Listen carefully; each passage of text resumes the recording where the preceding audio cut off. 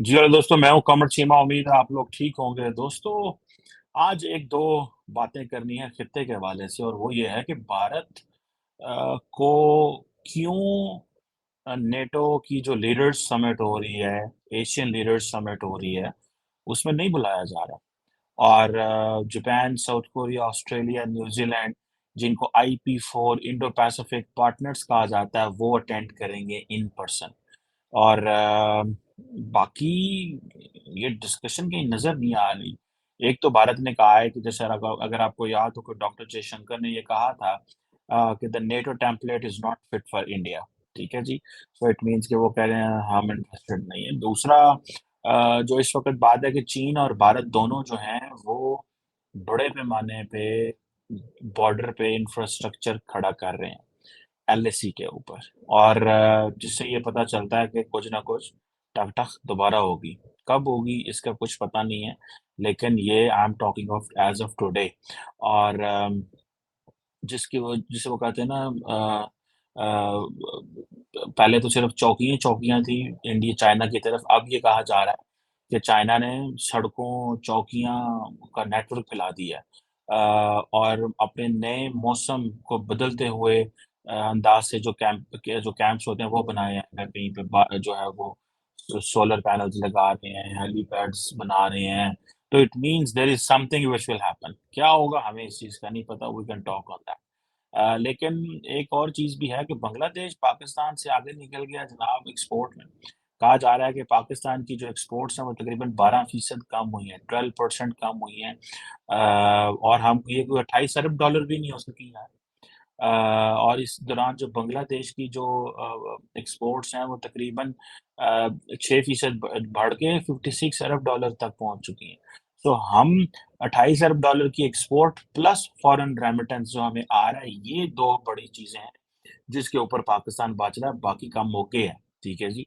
बाकी ਜਿਹੜਾ ਨਾ ਨਿਰੀਆਂ ਗੱਲਾਂ ਤੇ ਕਹਾਣੀਆਂ ਤੇ ਚੀਨ ਇੰਝ ਕਰ ਦੇਗਾ ਤੇ IMF ਇੰਝ कर देगा ਤੇ इधरों पैसे आ जाएँगे ਤੇ कोई सट जाएगा राती साढ़े घर ਦੇ बाहर, मतलब इस तरह की बातें जो है वो हम सुनते रहते हैं।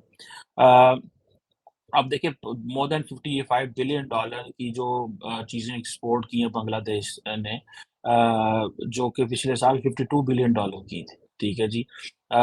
तो इससे ये तो पता चलता है कि भई बांग्लादेश जो है they are on a path, वो एक ट्रैक पे चल रहे हैं। और ज़ाहिर बात है आपको पता है रेडीमेड गारमेंट्स का बड़ा बिज़नेस है। और सुनने में आ रहा है कि ये जो रेडीमेड गारमेंट्स हैं, उसी की जो एक्सपोर्ट है 46 बिलियन डॉलर है, ठीक है जी। तो ये उन भारत की जो बांग्लादेश की एक्सपोर्ट का 84% बनते हैं। और ये आप इमेजिन करें, सो एक तो बांग्लादेश पे डिपेंडेंट है, लेकिन ये वल्नरेबिलिटी भी होती है।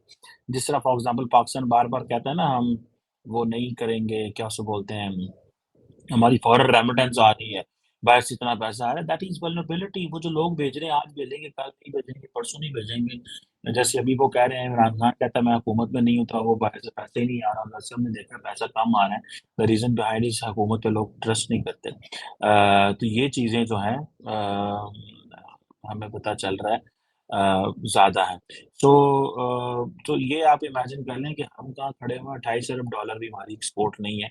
और अब पाकिस्तान की भी टेक्सटाइल बड़ी इम्पोर्टेंट हुआ करती थी, इसकी वैल्यू। यहाँ लेकिन यहाँ पे एक उल्टी गंगा ही बह रही है। हमने टेक्सटाइल की जगह, कॉटन की जगह गन्ना उगाना शुरू कर दिया, और फिर हम उसी में ज़्यादा गन्ने और चीनी हम कभी एक्सपोर्ट कर देते हैं, कभी इम्पोर्ट करनी शुरू कर देते हैं, साਡਾ भी कोई पता नहीं लगता। इमरान खान के दौर में चीनी ज़्यादा इम्पोर्ट की जा रही थी, हालाँकि हम एग्रेरियन मुल्क हैं। तो ये हमारी तो ये कहानी जो है वो जिसे वो कहते हैं ना वो है।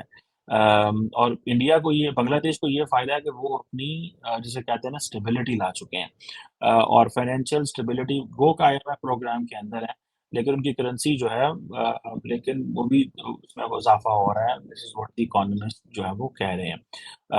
और लेकिन हमें जो जिसे वो कहते हैं ना कि हम फँसे हुए हैं, हम क्योंकि हमारे यहाँ पॉलिटिक्स बहुत है, सियासत बहुत है। हमारे टॉक शोज़, हमारी फैमिली, हमारी ज़िंदगी की जो खुशी और गमी है वो सियासत है। हमारी ज़िंदगी की खुशी-गमी ये नहीं है कारोबार ऊपर चढ़ गए या कारोबार नीचे आ गए। ये हमने पकड़ के हमारे फिर जो सोशल मीडिया, फिर मेनस्ट्रीम मीडिया, इसने पकड़ के हमें उजाड़ के रख दिया है। तो हमें लोगों की अटेंशन ही सोशल मीडिया, फेसबुक को। अच्छा मज़े की बात है, नेट कंक्लूजन आप दिन में 6 घंटे सोशल मीडिया को दे रहे हैं या फेसबुक को दे रहे हैं या मेन स्ट्रीम टीवी को दे रहे हैं and then at the end of the day आप उससे क्या निकाल रहे हैं? क्या मिलेगा उसे? कुछ भी नहीं। तो ये चीज़ें हैं जो मैं समझता हूँ जो बड़ी इम्पोर्टेंट हैं, लेकिन अनफॉर्च्यूनेटली हमें हमें रास्ता नहीं पता, हमें पता नहीं है हम किधर करके किस डायरेक्शन में इस हवाले से जा सकते हैं। अ अब ये जो क्वेश्चन है कि जो नेटो समिट है इसमें ये जो जैसे आप ये देखें कि जो मैंने बताया कि Japan, south Korea, Australia, New Zealand जिनको इंडो पैसिफिक 4 कहा जा रहा है। तो इंडिया ने जो अपने आप को पीछे रखा है, उसकी वजह से इंडिया को जो क्या नाम है, जो नेटो है वो समझ रहे हैं कि यार इनको इनको तकलीफ ना दें। लेकिन इट मीन्स कि इंडिया इन तमाम ममालिक से इंडिविजुअली एंड क्वाड का इनका पार्टनर है। तो जो इंडो पैसिफिक 4 का जो प्लेटफ़ॉर्म उभरा है कि Japan, south Korea, Australia, New Zealand जो है इनको एशिया पैसिफिक पार्टनर्स कहा जाता है नेटो के। और अभी मैं देख रहा था कि प्राइम मिनिस्टर किशिदा जो हैं जापान के वो ये कह रहे थे कि भाई किसी को इस चीज़ पे परेशान नहीं होना चाहिए कि एशिया के अंदर नेटो का ऑफ़िस खुल रहा है। ये बातें कहने की तो अच्छी लगती हैं लेकिन इन रियलिटी चाइनीज़ को पता है कि इससे क्या मतलब है। ठीक है ना जी? और और अभी सुनने में आ रहा है कि ये जो जो क्या नाम है उसका लिथुआनिया में ये समिट हो रही है, ठीक है? उसका मेरा ख़्याल है विल्नियस एक शहर है जहाँ पे ये समिट हो रही है। तो आप इमेजिन करें कि वहाँ पे जिसे वो कहते हैं ना क्या किस तरह का रिस्पॉन्स आएगा। सो ज़ाहिर बात है इम्पोर्टेंट क्वेश्चन यूक्रेन, रशिया ये बातें होनी है वहाँ पे। फिर इंडो पैसिफिक की बात होगी, ज़्यादा से ज़्यादा यही है। फिर साइबर थ्रेट्स की बात होगी, डिसइन्फॉर्मेशन की बात होगी। स्पेस एक्टिविटी क्या हो रही है, चाइनीज़ क्या कर रहे हैं, रशियन क्या कर रहे हैं, अमेरिकन क्या कर रहे हैं।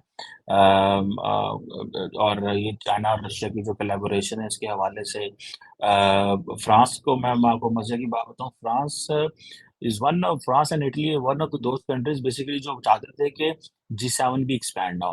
तो फ्रांस ने अपोज़ किया कि टोक्यो में दफ़्तर नहीं होना चाहिए। जिसे वो कहते हैं ना, इससे मुराद ये है कि आप अननेसेसरी चीन को नाराज़ करेंगे इससे। और अगर आपको याद हो मैं पहले भी कई दफ़ा कह चुका हूँ कि इमैनुअल मैक्रोन जब आए थे चीन आज से महीना 2 पहले, तो वो कह के गए थे कि Europe will be the third pole of power other than China and USA. So it means कि वो जो ट्रांस अटलांटिक पार्टनरशिप है उसमें दरार आ रही है, आ चुकी है। लेकिन अगर जापान बिठाना चाहता है, लेके आना चाहता है इंडो पैसिफिक सॉरी नेटो का ऑफिस तो हू can stop it? Let's see इस हवाले से क्या होता है और कैसे अमेरिकन्स और बाकी कन्विंस करते हैं। और ये जो है वो ये जो पार्टनरशिप है इन 4 मुल्कों के साथ 2 मुल्कों को तो एडवांटेज है South Korea and Japan. Japan is almost part of the West लेकिन साउथ कोरिया को भी मेनस्ट्रीम किया जा रहा है। अगर आपको याद हो प्रेज़िडेंट मून जो हैं साउथ अफ्रीका के, वो रिसेंटली व्हाइट हाउस गए हुए थे और बड़ा स्टेट डिनर हुआ जहाँ पे उन्होंने गाने-शाने भी गाए और सारा कुछ हुआ। और सो ये सारे के सारे ममालिक minus India maritime cooperation, hybrid threats, cyber outer space जिसको मैंने पहले बात की स्पेस, डिसरप्टिव टेक्नोलॉजीज़ और ये जो सारी की सारी चिप्स जो अब शो हो रहा है, इसके ऊपर बात होगी भाई कि अब क्या करना है, किस तरह करना है और ज़ाहिर बात है इंडिया के ऊपर भी बात होगी कि इंडिया को कैसे डील करना है। लेकिन एक इंडिया को बड़ा एडवांटेज है आपको पता है और वो ये है कि इंडिया इन सब मुल्कों का अलग-अलग यार है। इंडिया की यारी है इनके साथ। दैट टेल्स द स्टोरी जो ये स्टोरी ये बताता है कि यार ये जो है ना वो उन्होंने हर एक के साथ फ्रांस के साथ 25 साल की स्ट्रेटेजिक पार्टनरशिप, जापान, इंडिया मिलके they are too much doing in Bay of Bengal, ठीक है जी। अमेरिका के साथ अभी मोदी साहब जफियाँ डाल के आए हैं, ठीक है जनाब। तो ये चीज़ें जो हैं इंडिया अपनी ऑटोनॉमी मेंटेन करना चाह रहा है और इंडिया मैं जो आपके साथ इंफ्रास्ट्रक्चर की बात कर रहा था कि उसके ऊपर भी बात करते हैं कि वो क्या इंडिया इतना एक्जिस्टेंशियल थ्रेट रखने के बाद नेटो क्यों जॉइन नहीं कर रहा? ये बड़े this question requires serious answers, ठीक है जी। क्या इससे फिर इंडिया ये है कि 75 साल की नॉन अलाइनमेंट खत्म कर देगा? लेकिन पिछले 75 साल में इंडिया को वो खतरे नहीं थे जो आज हैं इंडिया को खतरे। इंडिया उस वक़्त इतनी बड़ी पावर नहीं था, इंडिया इतनी बड़ी जिसे वो कहते हैं ना पोटेंशियल तब नहीं थी। ख़ैर अभी भी इंडिया के अगर आप चाइना के साथ चीज़ें देखें तो कोई वो कोई कंपैरिज़न नहीं है। फॉर एग्ज़ाम्पल मैं ग्राहम एलिसन का एक आर्टिकल देख रहा था फॉरेन पॉलिसी में जिसमें वो कह रहे थे कि जो ग्लोबल मैन्युफैक्चरिंग में as of the world bank, global manufacturing में चाइना का शेयर इज़ मोर देन 30%, 32-33% है। इंडिया का जो शेयर है एज़ ऑफ 22 ग्लोबल मैन्युफैक्चरिंग में दैट इज़ समवेयर अराउंड 3% के करीब होगा। ठीक है जनाब। इसी तरह और जिसे कहते हैं ना जो share of global goods export, ठीक है जी, चाइना का शेयर मोर देन 14% से ज़्यादा है, इंडिया का 2% है। चाइना और इंडिया की अगर जीडीपी देखी जाए इस वक़्त तो आप देख सकते हैं कि तकरीबन 18 ट्रिलियन डॉलर से ज़्यादा चाइना की जीडीपी है, व्हेयरएज़ इंडिया की GDP that stands somewhere around 3.678 के करीब ट्रिलियन डॉलर पे खड़ी हुई है। ह्यूमन कैपिटल में चाइना की जो इलिटरेसी रेट है दैट इज़ जस्ट 1%, इंडिया की इलिटरेसी रेट 25% है।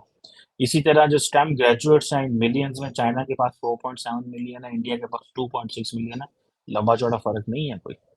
ये बेशक वो बातें तो कर रहे हैं ना, ले कुछ चीज़ों में बिल्कुल बड़ा कम फ़र्क है।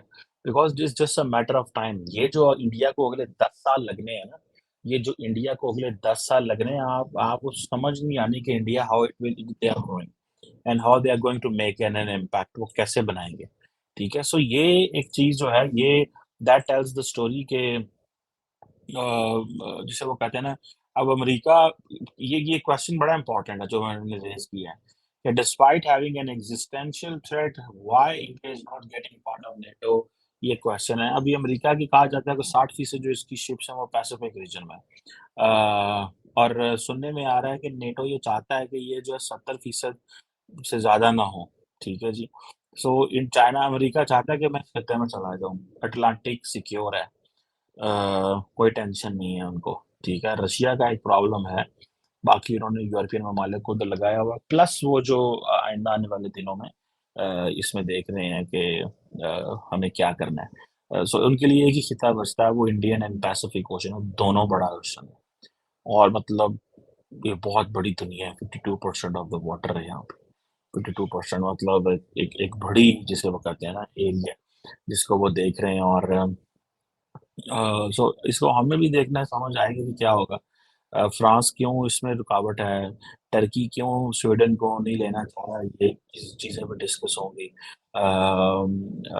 मेरा ख़्याल है कि मैं देख रहे थे एमरल मैक्रोन सॉरी एंटनी ब्लिंकन कह रहे थे कि जो है वो देयर इज़ अ पॉसिबिलिटी कि हम उसको ले लेंगे, क्या नाम है उसका स्वीडन को ले लेगा टर्की जो है।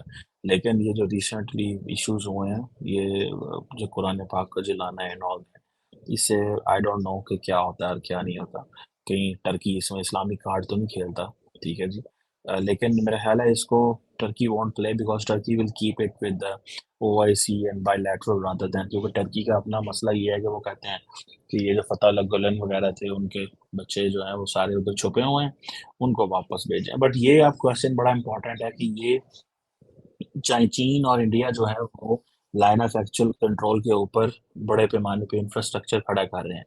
और दोनों मुल्कों ने इसको डी फैक्टर बॉर्डर के तौर पे जो लाइन ऑफ एक्चुअल कंट्रोल है that is working as a de facto, not D jure the way LOC जो है पाकिस्तान और चीन के सॉरी इंडिया के बीच में है, इसी तरह इनके पास भी लाइन ऑफ एक्चुअल कंट्रोल है। और जैसे मैंने पहले बताया कि जिसे वो कहते हैं ना सोलर पैनल्स लगा रहे हैं चाइनीज़, इंडियंस भी बहुत सारा पैसा लगा रहे हैं, ठीक है जी। इंडियंस भी बहुत सारे ढांचे खड़े कर रहे हैं। और लेकिन अब देखना ये है कि जो भारतीय इलाके जो हैं, जिनमें आई थिंक जो बड़ा सिटी है वहाँ लेह जो है वहाँ पे भारत काफ़ी इंफ्रास्ट्रक्चर बढ़ा रहा है, लेकिन उसकी स्पीड इतनी तेज़ नहीं है। और क्योंकि इन इलाकों में इतनी कम्युनिकेशन भी ज़्यादा फ़ास्ट नहीं है।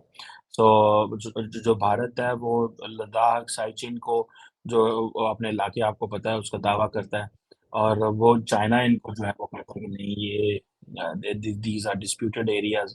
और तो ये एक इनकी है, लेकिन अब देखना ये है कि आइंदा क्या होता है। जो आपको याद है कि जून 2020 में जो झड़प हुई थी जिसमें 20 भारतीय फौजियों की जानें चली गईं, उधर चीनियों ने दसे ही नहीं सुना। इंडिया तो डेमोक्रेसी है, उन्हें तो बताना ही बताना था। बेशक हाइब्रिड डेमोक्रेसी है, लेकिन फिर भी बताना तो था। सो ये चीज़ें जो है जिसे वो कहते हैं ना कि ये है।